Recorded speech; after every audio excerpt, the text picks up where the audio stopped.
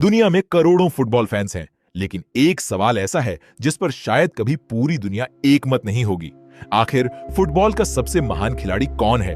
क्या वो जिसने सबसे ज्यादा गोल किए, या वो जिसने अकेले अपने देश को विश्व कप जिताया, या फिर वो जिसने फुटबॉल की परिभाषा ही बदल दी? आज हम जानेंगे फुटबॉल इतिहास के सबसे बड़े दिग्गजों की कहानी। अगर फुटबॉल का इतिहास लिखा जाए तो सबसे पहला नाम आता है पेले का।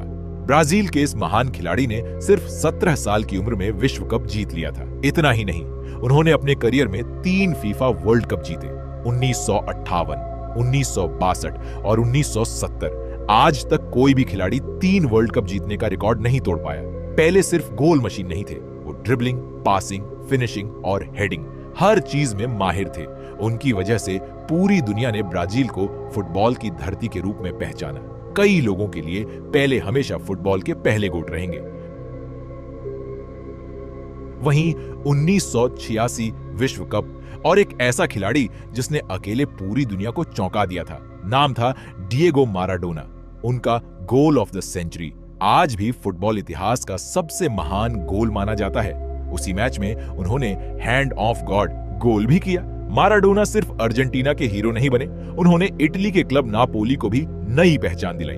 उनकी ड्रिबलिंग इतनी शानदार थी कि कई बार 5-5 खिलाड़ी भी उन्हें रोक नहीं पाते थे। आज भी लाखों लोग मानते हैं कि अगर केवल टैलेंट की बात हो तो माराडोना सबसे ऊपर है।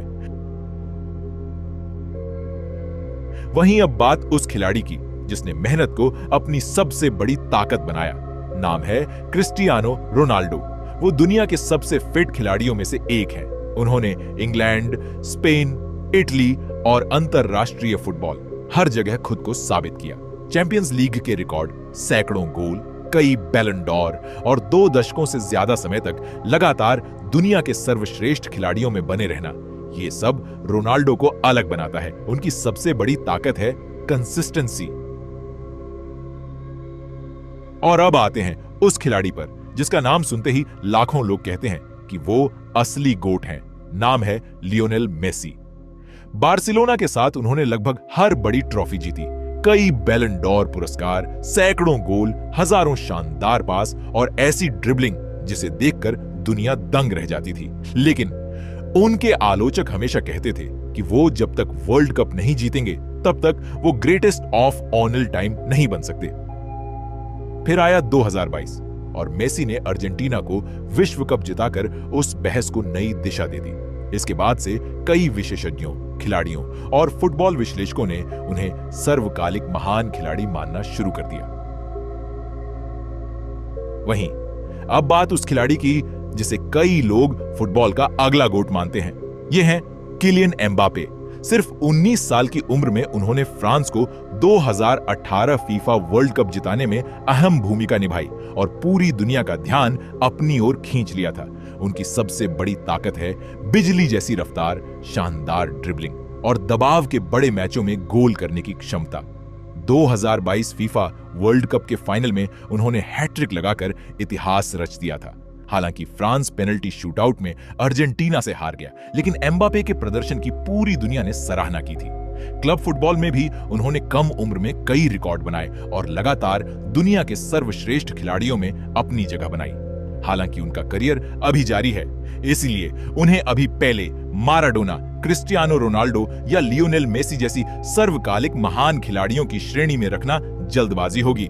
लेकिन अगर वे आने वाले वर्षों में इसी स्तर का प्रदर्शन जारी रखते हैं और बड़ी ट्रॉफियां जीतते हैं, तो संभव है कि भविष्य में गोट की बहस में उनका नाम भी सबसे ऊपर लिया जाए।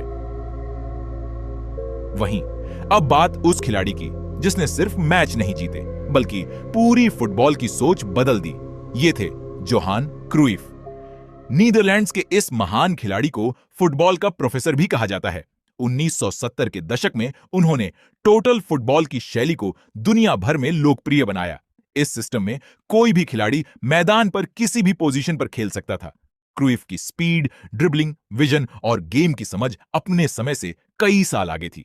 उनके नाम पर आज भी दुनिया का मशहूर स्किल मूव क्रूइफ टर्न जाना जाता है, जिसे आज भी बड़े बड़े खिलाड़ी इस्तेमाल करते हैं। हालांकि वो कभी फीफा वर्ल्ड कप नहीं जीत सके, लेकिन खिलाड़ी और कोच दोनों रूपों में उन्होंने फुटबॉल पर गहरा प्रभाव छोड़ा।